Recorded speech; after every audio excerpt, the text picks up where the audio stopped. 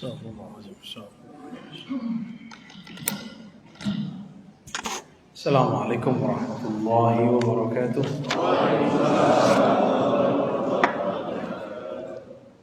أبدأ بسم الله الرحمن وبالرحيم دائم الإحسان فالحمد لله القديم الأول والآخر الباقي بلا تحول. اللهم صل وسلم وبارك على سيدنا محمد وعلى آله وأصحابه ولبيته وذريته أجمعين. Jemaah yang dimuliakan Allah, kita akan mulai 1 jam ke depan insyaallah kajian tentang akidah sifat 20 yang ditulis dulu oleh imam kita Sayyid Ahmad Al-Marzuki. Saya sudah mengisahkan di awal bahwa beliau awalnya bermimpi bertemu Rasulullah SAW. Ya, mimpi itu penting, tapi cuma jadi mubasyarat, hanya jadi kabar gembira. Kita tidak terlalu mengutamakan mimpi, tapi mimpi itu perlu dihormati.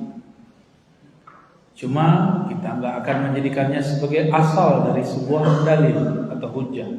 Ya, beliau bermimpi bertemu Rasulullah menyuruh atau mengajarkan untuk menulis kitab ini, ya, Aqidatul Awam. Jadi Rasulullah SAW kemudian membacakan dan dia tulis. Tiba-tiba sekarang ada orang nggak ngerti bab kaidah ru'ya, kaidah mimpi, lalu dia mengatakan akidah Ahlussunnah itu dari mimpi. Nggak begitu. Sebelum imam ini kan sudah ada akidah Ahlussunnah. Tidak lewat mimpi. Sudah ada. Mimpi itu cuma mubasyarat, ya, pemberi semangat. Sekedar itu, gak lebih. Ya, kalau saya juga cerita mimpi bukan berarti itu sesuatu hal yang spesial, biasa aja. Tapi perlu diingat, mimpi itu bagi seorang nabi sangat penting. Karena wahyu pertama adalah mimpi. Maka orang yang mengingkari mimpi, dia mengingkari dasar kenabian. Dan hari ini banyak kelompok berkopiah seperti kita, berserban seperti kita, tapi kemudian dia mengingkari asal nubuah ini. Ngejek-ngejek orang mimpi, padahal kalau katanya ngakunya kitab sunnah, ikut sunnah. Imam Bukhari punya bab khusus tentang kitab Ar-Ru'ya atau Ta'birur Ru'ya, ada di Sahih Bukhari. Berarti pembahasan ini penting, sangat penting, supaya tidak sembarangan meremehkan mimpi, ya. Namun juga karena mimpi yang sederhana lalu kita berlebihan terhadap orang yang bermimpi, itu tidak boleh juga, ya. Jadi ini antara maju mundur begitu, ya. Mimpi terjemahan hati. Mimpinya apa? Berarti hatinya sedang kondisinya begitu. Baik. Setelah beliau bermimpi ketemu Rasul, selesai ditulis, nazam, jadilah kitab ini, ya. Dan beliau mendoakan siapa saja yang mempelajari kitab ini. Kita masuk ke bait yang kedua. Sebelumnya kita bahas abda'u bismillahi warrahmani wabirrahimi daimil ihsani. Aku memulai dengan nama Allah yang Maha Rahman dan yang Maha Rahim, yang ihsannya senantiasa abadi, ya. Yang kedua, falhamdulillahil qadimil awwali. Maka alhamdulillah. Alhamdu di situ ada lafaz alif lam ha mim dal. Kita sering mengartikan ha mim dal itu pujian, benar. Tapi sebenarnya alhamdu itu adalah ungkapan terima kasih. Alhamdu, terima kasih untuk Allah yang Maha Qadim, ya. Alhamdu, karena baca alhamdu, saya ingat mari kita baca surah Al-Fatihah. Kita kirimkan untuk Nabi dan pengarang kitab ini dan silsilah guru-guru kita. Al-Fatihah.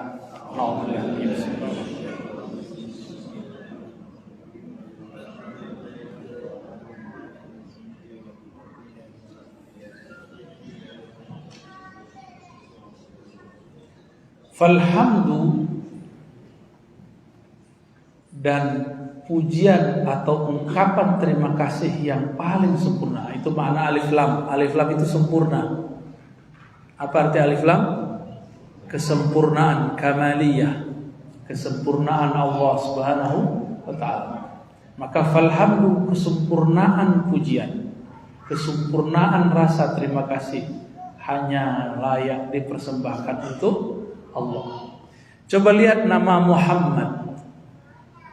Mim ha mim dal. Ya, coba saya tulis ya.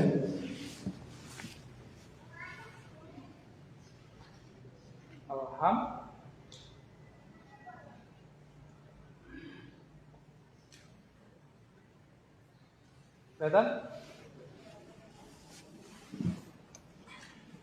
Alhamdu, alif lamnya dibuang, alif lamnya ha mim dal, pujian. Orang yang memuji Muhammad atau Hamid, orang yang dipuji terpuji Muhammad. Hamada yuhammidu tahmidan. Kita sering menyebut tahmid. Tahmid itu artinya bacaan alhamdulillah. Dalam bahasa Arab disebut dengan tasrif. Tasrif artinya perubahan bacaan kata. Hamada yuhammidu, berubah enggak? Tahmidan, berubah enggak? Berubah dari hamada menjadi yuhammidu, berubah jadi tahmid. Huwa Muhammad, zaka Muhammad. Nah, Muhammad itu artinya yang terpuji. Tapi saya mengartikan lain. Muhammad yang paling sempurna dalam memuji. Jika engkau hendak memuji Allah, mulailah dengan memandang Sang Muhammad sallallahu alaihi wasallam. Allah bisa dibayangkan? Gimana cara memuji Allah? Gak bisa kita memuji Allah karena Allah tidak dapat dibayangkan. Dia tidak bertempat, tidak beruang. Dialah yang menciptakan tempat dan ruang. Dia tidak berwaktu, dialah sang waktu. Maka Muhammad adalah pantulan daripada Allah yang terpuji. Inilah dasarnya kenapa sholawat itu sebenarnya far'un minat tahmid. Sholawat itu asal dari tahmid. Asalnya itu dari tahmid, memuji Allah. Setiap orang memuji Nabi Muhammad, bersolawat kepadanya, di saat itu dia memuji Allah Subhanahu wa ta'ala. Gitu. Itu rahasia sholawat. Ya, Allahumma sholli ala Muhammad. Ya. Itu inti alhamdulillah. Maka kalau boleh disebut alhamdulillah tahmid, itu intinya ada pada sholawat. Alhamdulillahirabbil alamin. Siapakah yang paling sempurna memuji Allah? Muhammad. Dan Allah mengatakan, tidak aku ciptakan jin dan manusia kecuali untuk menyembahku, memujiku. Siapa yang paling lengkap memuji Allah? Kalau diterjemahkan, coba ulangi. Wa ma khalaqtul jinna wal insa illa liya'budun. Tidak aku ciptakan jin manusia kecuali untuk menyembahku, memujiku.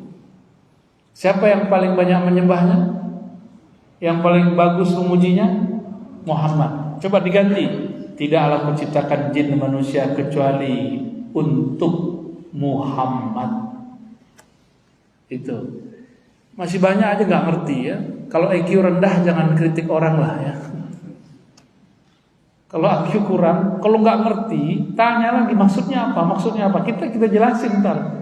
Jangan main kritik sebelum paham. Ada orang mengkritik saya tentang bab Nur Muhammad. Dia nggak ngerti. Dibilang kita yang sok-sokan. Bukan, ini bukan saya ngomong kok. Ini kan ulama yang ngomong, kita cuma mengulangi doang. Kalau Ar-Razi mana berani buat yang baru. Buat yang baru namanya bid'ah. Ya enggak? Ente anti bid'ah. Dikira kita buat-buat ya. Ada lagi yang lucu. Jangan bahas-bahas Nur Muhammad, itu kebahasan ulama. Itu nekat enggak ngomong gitu? Jangan bahas-bahas Nur Muhammad, tidak di Quran dan hadis, itu cuma pembahasan ulama. Yang ngomong ulama kan ya? Ulama ngomong Nur Muhammad, ente bukan ulama, ngapain ente larang-larang aneh? Hah? Ukur-ukur dong kalau mau bilang itu ulama. Ya justru karena ulama paling ngerti Quran dan Sunnah disebut dia ulama. Karena ulama kita bahas Nur Muhammad, kita bahas Nur Muhammad. Kecuali baru kayak ente ya. Ini saya ngomong kepada orang-orang yang berbicara sebelum mengerti, yang mengomentari sebelum memahami. Nah, kalau nggak bisa baca kitab, tanya kepada orang yang bisa baca kitab. Kalau bacaan kitabnya kurang, carilah kitab yang banyak, ya. Jangan kemudian komentar sebelum memahami. Ini berbahaya nih zaman orang ngomong dulu baru mikir. Sama dengan yang lagi menyalahkan satu seni Indonesia, ya. Baru minta maaf, kan lucu. Kenapa nggak ngomong dulu, pikir dulu sebelumnya mempermasalahkan lagu Indonesia Raya? Mikir dulu baru ngomong, ya. Nah, kita berlindung kepada Allah daripada berbicara sebelum berpikir. Itu rahasianya kenapa baca Fatihah sebelum ngaji, supaya kita merenung dulu sebelum berbicara. Hati-hati di situ. Ini rahasianya. Kata kawan bid'ah, ya. Langsung saja. Innal hamdalillah langsung hantam, ya. Akhirnya kesombongan yang muncul. Kita menghindari itu. Jangan sampai terbersih dalam hati ini merasa lebih alim, merasa lebih pintar, lebih fasih. Ya. Ada setannya, Pak, setan fasih. Jadi kalau saya ngomong ini, alhamdulillah, nahmadu wa nasta'inu, gitu. Itu perasaannya itu akan muncul, kagum. Keren juga ya, gitu. Merasa takjub. Nah, ini yang dihantam dengan bacaan Al-Fatihah. Ini tips kalau mau mimpin ceramah, mimpin zikir, supaya tidak takjub ke dalam diri sendiri. Karena setan takjub ini bisa masuk lewat ilmu dan amal. Ini gawatnya, ya. Alhamdulillah dan alhamdulillah. Alhamdulillahirabbil, maka segala puji, kesempurnaan pujian milik Allah. Dan yang paling sempurna memuji adalah Rasulullah Muhammad. Maka akar namanya satu akar kata dengan ha mim dal. Ya. Lillahi milik Allah. Al-Qadimil Awwali, yang maha qadim, yang maha awal. Nah, ini ada istilah qadim. Boleh dideketin nggak nih? Nah, sini aja nih. Oke, ya. Al-Qadim. Mungkin ada yang khidmah satu ngampus ya sini. Al-Qadim. Apa arti qadim? Yang maha wujud, al-wujud. Terdahulu. Terdahulu apa nih? Nenek moyang itu juga terdahulu. Ya. Apa bedanya? Apa makna qadim? Ya enggak usah. Kita. Al-Qadim dari kata kidam, wujud kidam, baqa. Kidam. Nih tulisannya kidam. Apa arti qadim untuk kidam? Coba dihafalkan ya. Mala yasbikuhu adamun, yang tidak pernah tidak ada. Coba ulangi. Berarti selalu ada. Itu namanya qadim. Apa yang unik dari membahas nama ini? Dulu ada namanya Ibnu Abil Iz, murid Ibnu Qayyim, pengikut Ibnu Taimiyah. Apa kata dia? Qadim ini bukan nama Allah. Maka bid'ah meyakini qadim sebagai nama Allah. Karena salafus saleh tidak pernah mengatakannya. Yang paling lucu Albani, ya, rahmatullah alaihim, semoga Allah merahmati mengampuni mereka, berbicara bukan pada haknya. Apa kata Albani ketika dia mentahqiq tentang Tahawiyah? Kata dia, Al-Qadim tidak dikenal di zaman salaf, tidak ada salaf yang mengatakannya.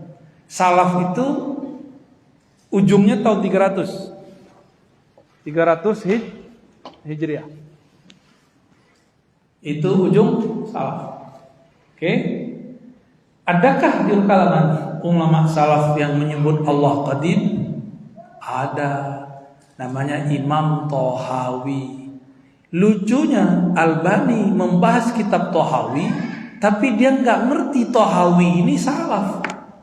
Imam Thahawi mengatakan Allah itu qadimun bilabtida'in. Dia qadim tanpa permulaan. Dia bermula tanpa ada permulaan. Dia ada tanpa pendahuluan. Dia ada tanpa sebelumnya tiada. Jadi nggak ada. Berarti selalu yang ngomong Imam siapa?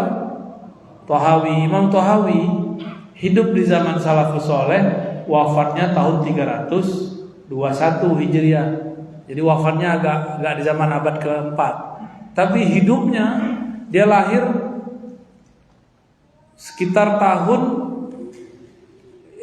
237 atau 38, sekitar itulah. Berarti dia ulama salaf bukan? Ulama salaf. Karena dia hidupnya lebih dari 70% hidup di zaman salafus saleh. Dia mengatakan Allah qadim. Ini kalau ulama salaf. Kalau hadis mah banyak. Nah, ada yang paling sahih, Allah kemudian mengajarkan Rasulullah mengajarkan sahabat. Kata Nabi, jika engkau masuk masjid, bacalah A'udzu biwajhillahil karim wa bisultanihil qadim. Aku berlindung dengan wajah Allah yang maha pemurah, dengan sultannya yang qadim. Nama Allah qadim. Berarti ada di hadis? Ada, ya. Jadi ada orang ngeritik tapi nggak mikir dulu. Di Quran banyak, ya. Di hadis banyak hal-hal yang semakna dengan Al-Qadim. Terlepas dari perdebatan itu, udah lepasin itu. Jadi ada yang mengatakan Qadim bukan nama Allah, kalamnya tidak sahih. Al-Qadim bermakna Al-Awwal, yang maha awwal. Ini ada satu zikir terapi orang-orang yang ragu mengenai Allah. Itu surat Al-Hadid, huwal awwalu wal akhiru wal zahiru wal batinu wa huwa bikulli syai'in alim. Itu dibaca berkali-kali dengan makna yang pas, akan menghilangkan syak ragu tentang Allah. Pernah ragu enggak tentang Allah? Kalau ragu baca itu. Diriwayatkan oleh Imam Tirmizi dan menjadi zikir utama orang-orang yang sedang ragu kepada Allah.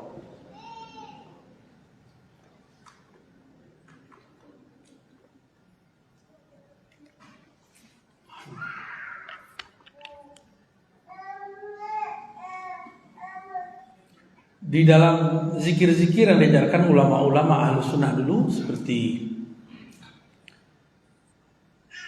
Syekh Kiai Syamsuri Badawi, murid daripada Syekh Hashim Asy'ari, itu ada doa yang sekarang disebut orang istighosah. Ya Qadim, ya Qadim, itu ada ya. Ada doa. Jadi boleh, sama dengan ya Awal, itu artinya sama. Wal akhir al-baqi, yang maha akhir, tidak ada penghujungnya. Al-baqi, yang maha baqa, bila tahawuli, tidak mengalami perubahan. Ini kata kunci. Allah dulu, sekarang dan nanti sama enggak? Makanya Allah di Mekah dengan Allah di Simpruk sama enggak? Beneran. Terus kenapa antum itu nafsu sekali umroh? Kok nafsu sekali umroh? Karena banyak orang nafsu umroh, muncullah kemudian gerakan-gerakan pemuasan nafsu umroh. Banyaklah travel yang kemudian travel bodong-bodong, benar nggak? Itu untuk memuaskan nafsu orang umroh. Yang bikin travel nafsu juga, pengen dapat pulus. Jadi nafsu ini ada nafsu mau ke sono, ada nafsu pengen dapat duitnya. Iya, dan kita sudah lihat ada yang ditangkap, ya. Buat aja travel tapi jangan pakai nafsu. Sulit ya. Yang kebayang sudah dolar dan real. Lagi tawaf, real ya Allah, real ya Allah. Itu kawan saya 4 tahun dia kerja jadi mutawif. Apa kata dia? Wallahi Buya, saya selama umroh haji bawa jamaah nggak ingat Allah, saya ingatnya real ya Allah, dolar ya Allah. Ya saya nggak tahu yang lainnya. Itu pengakuan dia. Mungkin ustadz yang lain nggak begitu, mungkin lebih tulus ya. Enggak juga sih kayaknya. Allah di sana di sini sama kok. Kita ke sana itu bukan karena kita pengen ini dan itu, tapi karena perintah. Ada kesanggupan kita datang ke Mekah Madinah. Bukan karena saya pengen gitu. Itu namanya ibadah dengan nafsu. Ibadah dengan hawa. Afara'aita man ittakhadha ilahahu hawa. Ibadah pakai nafsu begitu. Jadi dengan tidak adanya haji umroh sekarang kayaknya sedih gitu, kayaknya imannya runtuh gitu. Kayaknya Allah itu nggak ada lagi kalau nggak ada umroh. Emang urusan mau haji umrohnya nggak ada, Allah tetap ada. Benar nggak? Allah sudah ada sebelum perintah haji umroh. Allah sebelum memerintahkan haji umroh sama nggak dengan setelahnya? Sama, beneran. Antum sholat di sini pahalanya 27. Kalau di sana berapa? 100 ribu kan pahala. Kita cerita pahala. Tapi yang disembah sama nggak? Jadi sebenarnya kok bisa 100 ribu? Kalau saya pendekatannya bukan masalah setiap sholat dapat 100 ribu, enggak. Jika engkau sholat di sana terasa dekat kepada Allah, dihitunglah 100 ribu. Itu sebenarnya yang dilupakan orang. Awal kita masuk ke kota Mekah, masuk ke Masjidil Haram, berdesir melihat Ka'bah. Apakah kita menyembah Ka'bah? Kamu enggak. Ada yang menyembah Ka'bah? Musyrik. Ka'bah itu cuma bebatuan dan ada air di bawahnya Zam-Zam. Itu makhluk. Kita enggak nyembah itu. Makanya doa ketika ketemu Ka'bah, Allahumma zidhu ta'syarifan wa ta'ziman. Ya Allah, tambahkan kemuliaan si batu ini, si Ka'bah ini. Bukan kita menyembah batu. Jadi sebenarnya antum kalau di sini connect hatinya kuat, di sana lebih kuat lagi, begitu maksudnya. Di sini 27 jamaah, di sana bisa 100 ribu. 100 ribu energi zikirnya. Makanya orang gak puas, wah zikir terus ya. Sana itu. Lebih banyak juga yang melongo gitu, ngeliatin orang Turki, orang Arab yang bening-bening ya. Orang Arab apanya mulai orang pakai tutup muka semua. Ya paling orang Turki ya, jujur aja lah ini nggak apa-apa. Ya, yang akhwat-akhwatnya ngeliatin cowok-cowok brewok tuh. Ya kita cemburu bu, kita kurang brewok soalnya. Ya paling dikit doang di sini. Jadi yang kalau ke tanah Arab, yang panen cewek-cewek Indonesia, muslimatnya, matanya cuci tiap saat. Ya. Kita nyesek ngeliat orang pakai cadar semua. Ya enggak, seharusnya memang begitu. Biar mata kita nggak jelalatan ya tutup aja lah ya. Nah, Bapak Ibu, sahabat-sahabat Allah, Allah dulu sekarang sama, nanti sama. Allah di sini, Allah di sana sama. Saya berulang-ulang menyampaikan ini. Nah, maka saya tanya lagi. Allah malam sepertiga terakhir dengan Allah di awal malam, Allah tengah malam sama. Allah malam Lailatul Qadar, Allah malam Aid, Allah malam nanti, sama enggak? Terus kenapa antum menyembahnya beda? Hah? Kenapa kita menyembahnya berlainan caranya? Padahal Allah yang disembahnya sama. Jangan-jangan kita ini hamba pahala, bukan hamba Allah Subhanahu wa ta'ala. Ini hamba apa nih? Hamba pahala ya? Ya kita ini masih hamba pahala. belum hamba Allah Ta'ala. Nah, saya mengajak dengan membaca ini supaya lebih tulus kepada Allah Subhanahu wa Ta'ala. Sembahlah Dia, pujilah Dia, mau malam, mau tengah malam, mau akhir malam, mau siang, mau Lailatul Qadar, samain aja. Orang yang dapat Lailatul Qadar itu bukan orang yang seumur-umur dia cuma bangun Lailatul Qadar, enggak. Orang yang sudah mulai dari malam-malam Rajab ini, dia kemudian menabur benih-benih Qiyamul Lail. Nanti pas Sya'ban dia jaga, dia suburkan. Nanti pas Ramadan dia tinggal memetik rasanya. Ya. Enggak ujuk-ujuk tar dapat di sana ya. Enak amat. Saya mulai ngantuk nih Pak. Salawat dulu.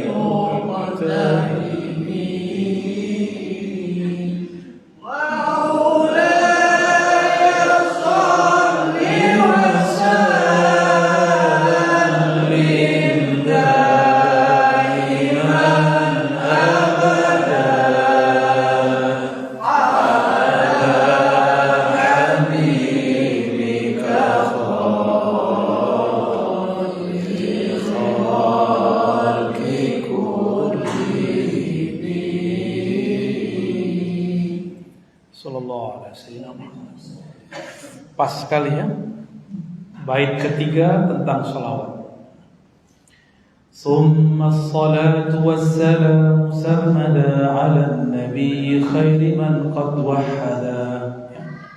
Kemudian daripada itu salawat dan salam sarmada, senantiasa. Sarmada artinya apa?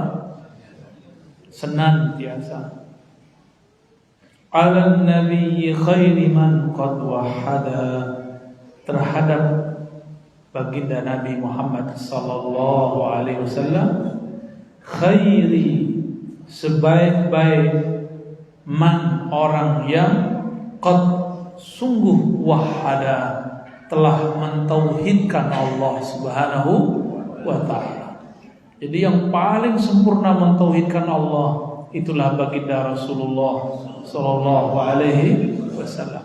Maka Rasulullah ini salah satu nama nurnya, nama kehambaannya adalah Abdul Ahad. Apa namanya beliau? Abdul Ahad, yang hamba yang maha sempurna Allah Subhanahu wa ta'ala. Keesaannya memancar dalam diri Nabi Muhammad sallallahu alaihi wasallam. Allah itu cuma mandang kolbu Nabi, hanya mandang kolbu Nabi. Kalau nur Nabi sudah tidak ada di muka bumi, itulah yang disebut kiamat. Maka rumah tangga akan hancur jika nur itu sudah ada, tidak ada di rumahnya. Tengkar aja, tapi nurnya jangan hilang. Itu nur kasih sayang. Ya, cekcok silakan, tapi jangan keluar dari nur itu. Nabiuna Muhammad sallallahu alaihi wasallam, karena qalbu beliau lah yang dianggap Allah. Orang-orang yang berselawat kepadanya, namanya nanti akan terpancar di dalam qalbu Rasulullah sallallahu alaihi wasallam. Maka buatlah Rasulullah senang, buatlah Rasulullah ridho, dan ia membalas salawat-salawat kita. Jadi siapa yang dibalasi Rasulullah salawatnya, orang itu ditandai Allah sebagai hamba terbaik.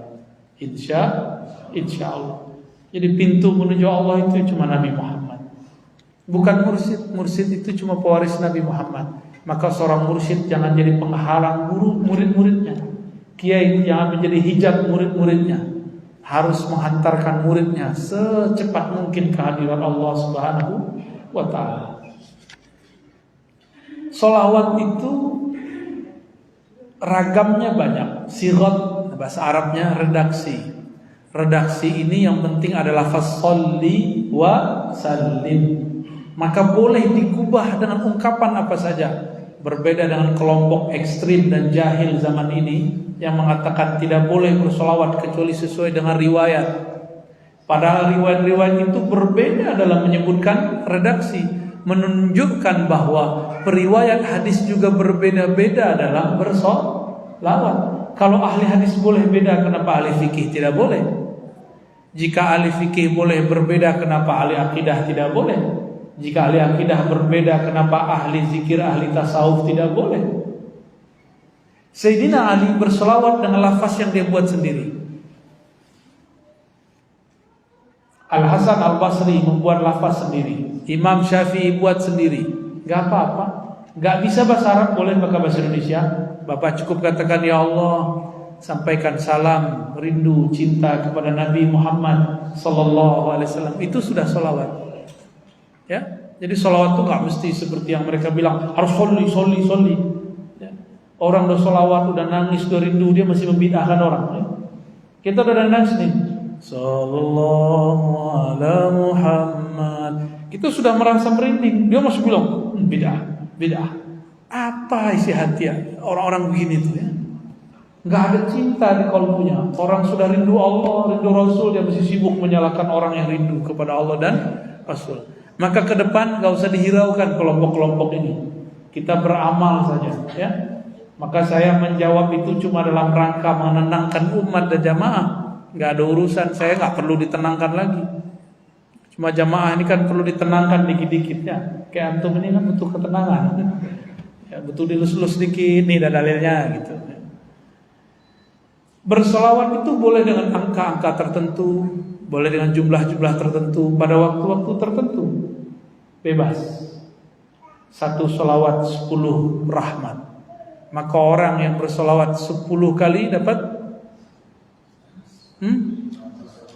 100 kali dapat 1000. Maka orang yang berselawat 1000 kali setiap hari, Allah kuatkan dia dengan pengerkalian berapa?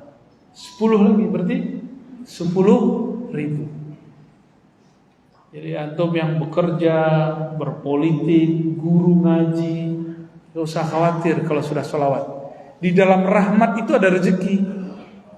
Maka orang-orang ahli sholawat itu gak perlu minta rezeki dengan sholawatnya. Dia bersholawat itu sudah rezeki. Maka aneh kalau masih ada yang sholawatin mobil biar dapat kebeli. Norak. Sholawatin rumah biar lunas, ya salah. Emang kalau nggak mau lunasin rumah nggak sholawat ente? Emang kalau nggak mau beli Fortuner, Pajero, Alphard, ente nggak mau sholawat? Mau beli apa? Veloz ya? Expander apa lagi? Bandel kali ya. Jadi orang ini sholawat kalau lagi ada butuh.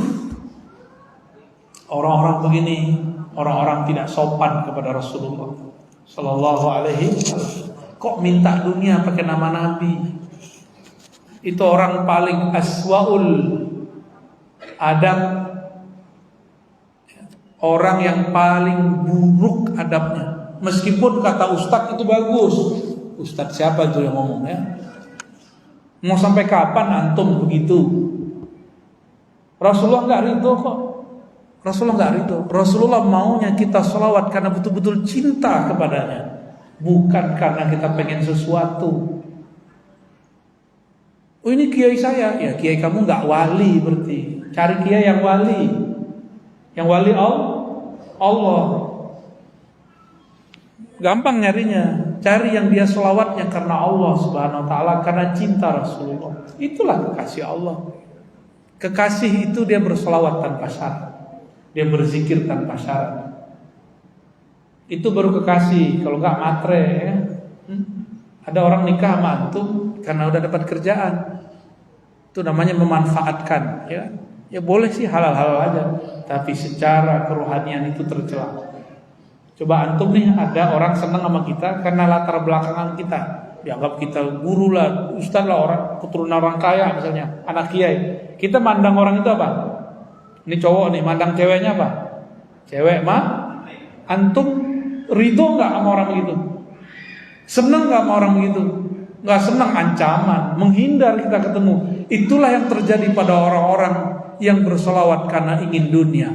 Rasulullah akan tunaikan hajatnya, tapi dia dihindari Rasulullah. Rasulullah nggak mau ketemu orang begitu.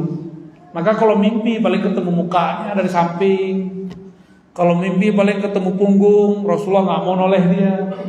Itu terjemahan bahwa dia selama ini bersolawat bukan karena cinta Allah, cinta Rasul Sallallahu Alaihi Wasallam. Beras habis nih selawatullah. Berarti solawatnya karena beras habis. Ntar kalau beras ada nggak selawat. Jomblo selawat. Kalau udah nikah nggak selawat. Begitu ya.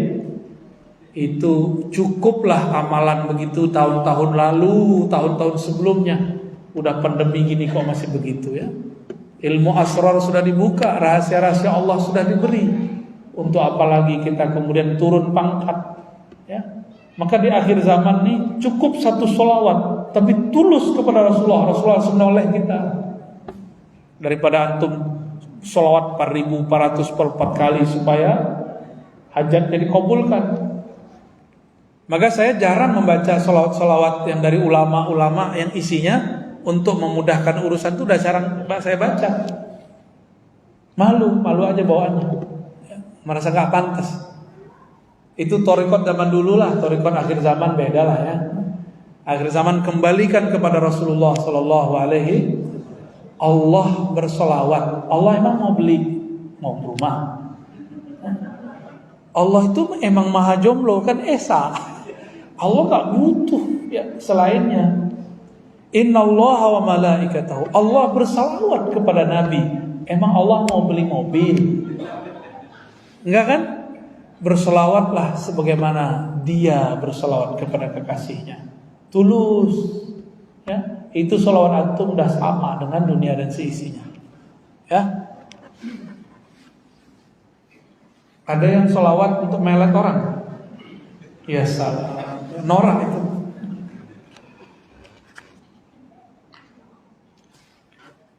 Wa alihi wa sahbihi wa man tabi' sabila dinil haqqi ghairu mubtadi'.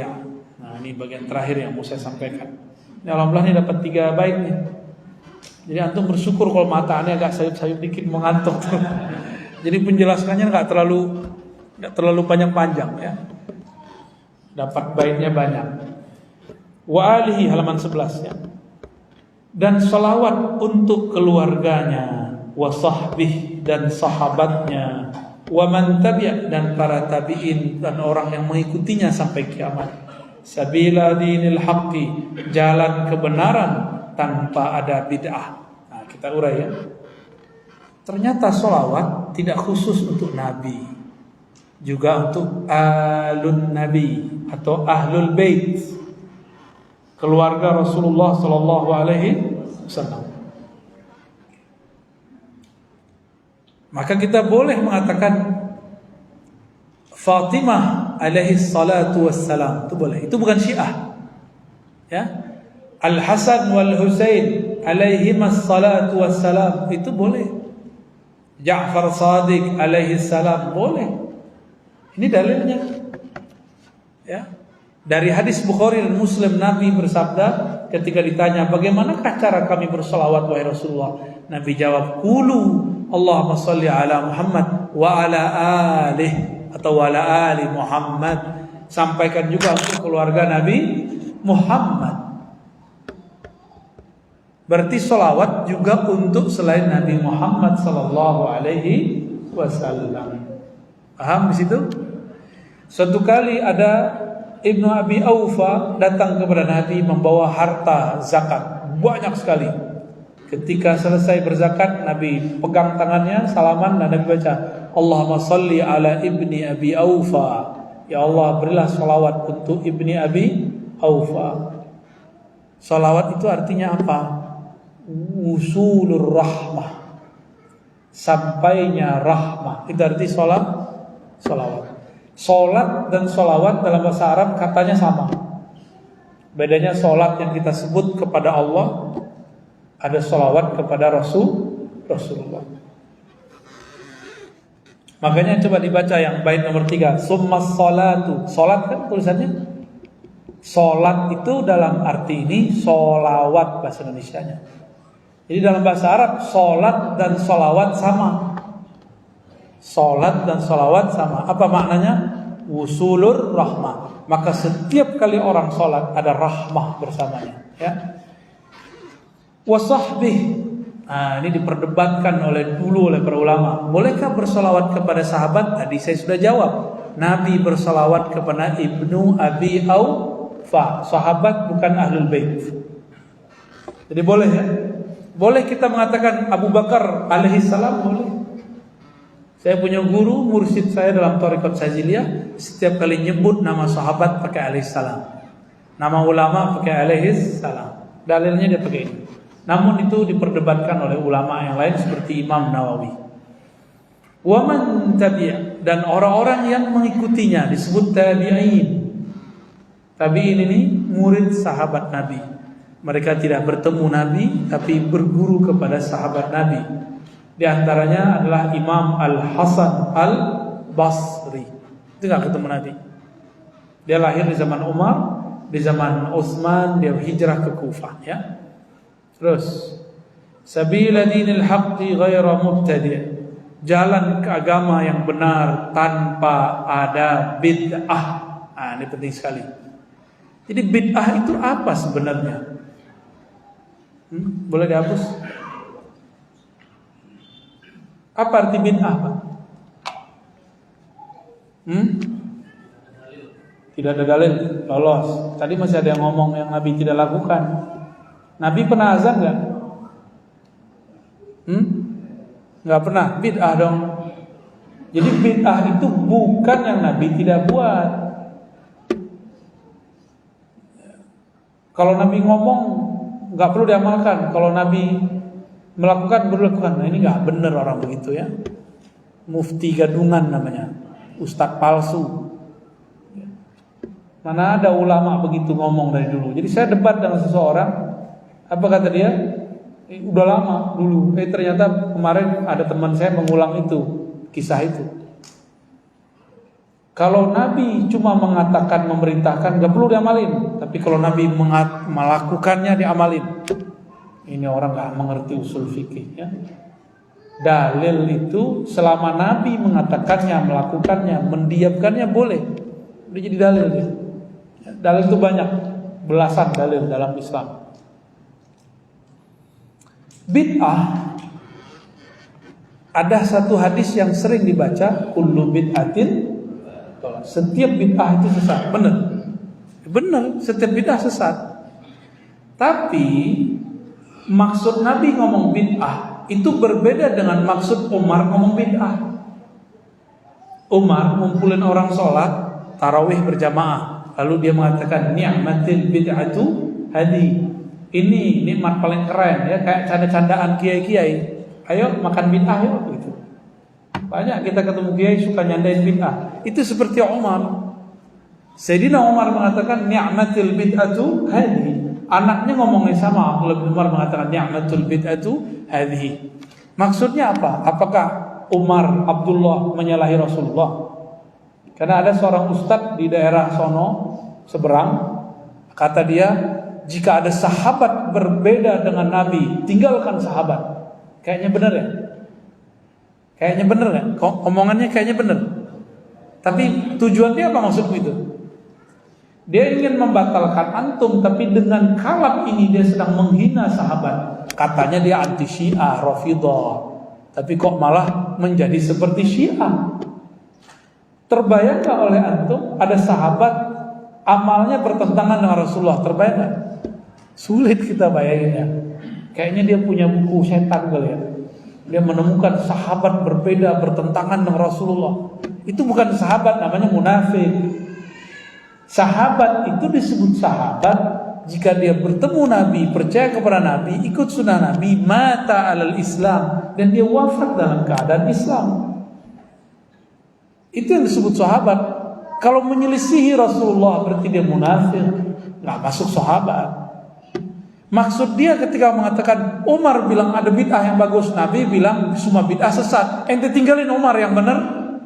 Ya salah. Apa lebih paham LCMA doktor hari ini daripada Umar? Yang paling mengerti maksud Nabi siapa? Sahabat. Yang paling mengerti maksud sahabat siapa? Tabi'in. Katanya uslubnya salaf begitu. Giliran Umar beda dengan penjelasan ini, dia tinggalkan Umar. Kayak gitu ya. Kalau bahas bid'ah jadi pakar lagi deh. Saya paling gregetan cuma itu doang ya. Se-Indonesia yang paling gregetan itu doang. Oh, yang ngomong wayang suka-suka dia lah ya. Tahu kan? Suka-suka dia. Tapi ini ada orang ngomong, jika sahabat berbeda dengan Rasul, tinggalkan. Ya Allah, ya Allah. Kok ada keyakinan dia seperti itu? Usut-usut nama dia nama setan. Nama yang ngomong tuh nama iblis. Mungkin dalamnya iblis kali berwajah ustadznya.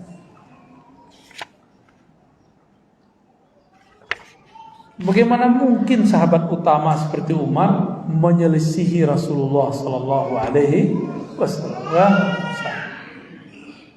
Nih saya ulang nih, antum belum konek-konek sebagian nih. Nabi ngomong setiap bid'ah sesat.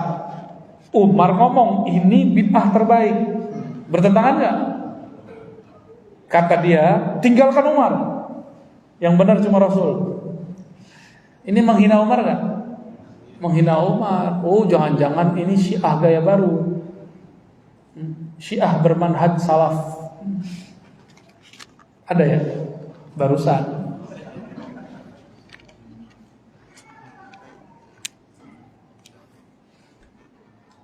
Bid'ah itu bukan hukum. Ini tolong digaris bawahi.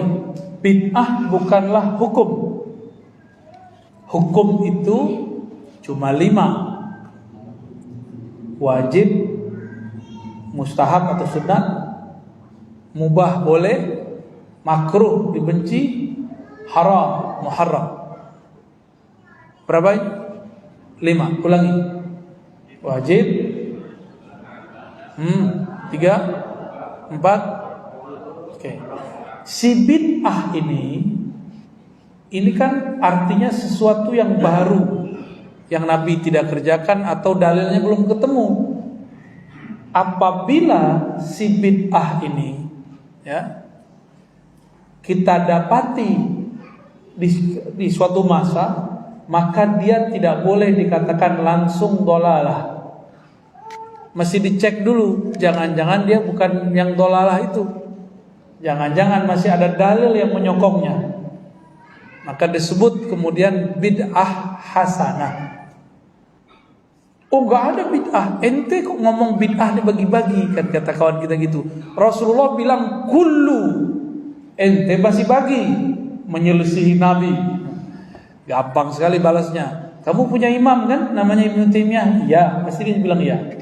Ibnu Taimiyah membagi bid'ah jadi 2. Hah? Apa pembagian Ibnu Taimiyah? Bid'ah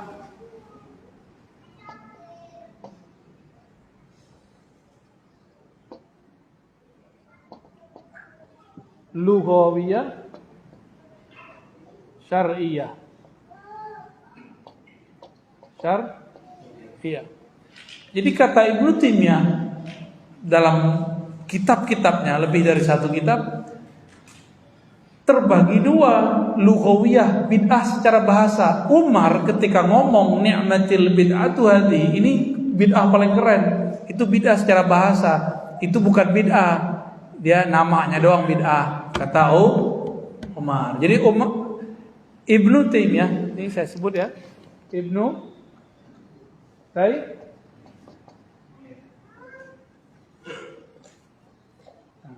gelarnya Syekhul Islam. Dia membagi bid'ah seperti itu. Ini disebut bid'ah, tapi lughawiyah, masih boleh dipakai. Contohnya sholat tarawih 20 rakaat. Tarawih.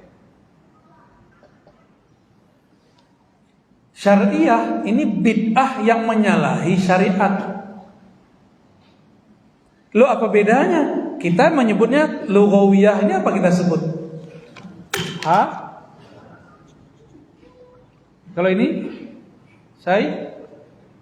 ya. Sama toh?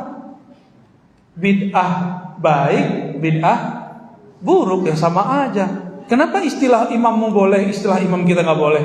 Tuan mana imam kita? Ya. Yang bilang bid'ah baik, bid'ah buruk kan Imam Syafi'i.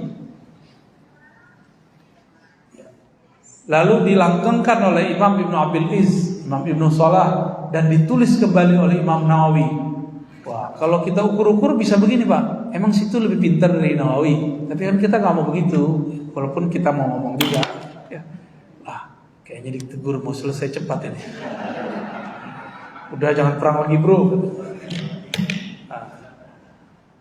Jadi bid'ah hasanah versi mazhab yang 4 oleh Ibnu Taimiyah disebut lughawiyah. Bid'ah sayyi'ah disebut syar'iyah. Berarti Ibnu Taimiyah imam salafi bagi bid'ah enggak? Bagi bid'ah enggak tuh? Ya. Loh Ibnu Taimiyah. Ternyata kita sama-sama bagi bid'ah jadi dua ya. Beda-beda istilah aja. Terus kalau begitu kenapa mereka tidak ngerti-ngerti juga? Inilah masalah mereka, nggak mau baca kitab imamnya. Yang baca Ar-Razi lagi, ya. Yang baca Kiai Idrus Ramli lagi, yang baca UAS lagi, yang baca kita yang baca kitab mereka nggak mau baca. Ya. Itulah masalahnya. Imam Syafi'i imam salaf bukan? Kata Imam Syafi'i diriwayatkan oleh Imam Baihaqi, setiap sesuatu yang baru yang tidak menyalahi, ya, kata kuncinya yukhalif, didukil di sini dia halaman 13. Ya, ini bagus. Ya, ini kami dulu kalau belajar tentang bid'ah, kami selalu menukil kalam Imam Syafi'i ini. Alhamdulillah ini pensyarahnya pinter dia nukil lagi. Jadi segala sesuatu yang baru, yang bid'ahnya sayyi'ah, itu cirinya cuma satu, yukhalif. Yukhalif. Apa arti yukhalif? Menyelisihi, bertentangan dengan Al-Quran dan Sunnah, ijma' dan qiyas. Kalau bertentangan baru disebut bid'ah sayyi'ah atau syar'iyah.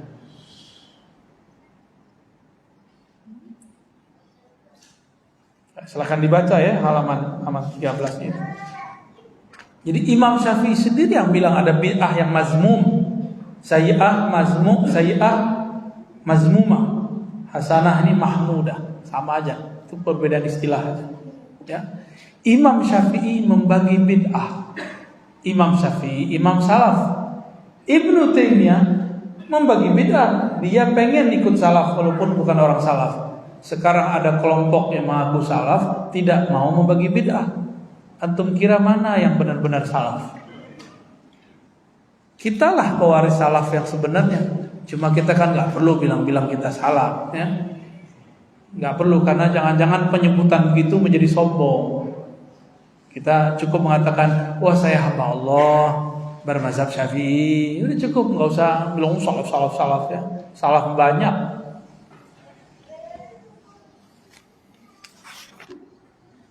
Dah cukup lah ya jam 9. Pertanyaannya nggak usah dulu ya. Ngantuk saya.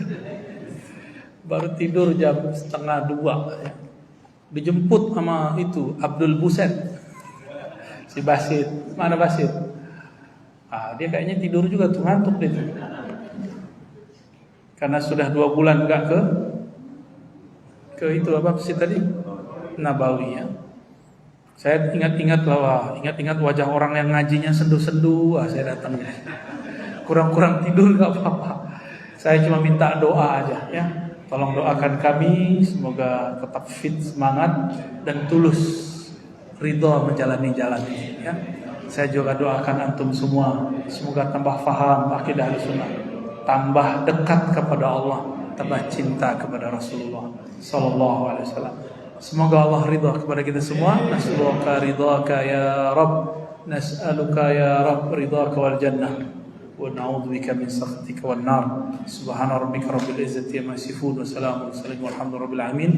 Mohon izin tidak salam-salaman ya. Assalamualaikum warahmatullahi wabarakatuh.